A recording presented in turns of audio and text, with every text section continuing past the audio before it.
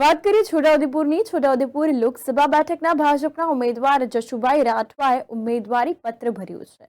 છોટાઉદેપુર 21 લોકસભા બેઠકની ચૂંટણી તારીખ 7 મેના રોજ યોજાનાર હોય, જેના ભાગરૂપે રાજકીય પક્ષો દ્વારા એડી ચોટીનું જોર લગાવી પોતાના ઉમેદવારને જીતાડવા પ્રચાર અને પ્રસારનો ધમધમાટ શરૂ કરી દેવામાં આવ્યો છે। ચૂંટણી જીતવા તથા પ્રયત્નો હાથ ધરાઈ રહ્યા છે અને ત્યારે આજરોજ છોટાઉદેપુર બેઠક માટે ભારતીય જનતા પાર્ટીના ઉમેદવાર જશુભાઈ ભીલુભાઈ રાઠવા ઉમેદવારી નોંધાવી હતી।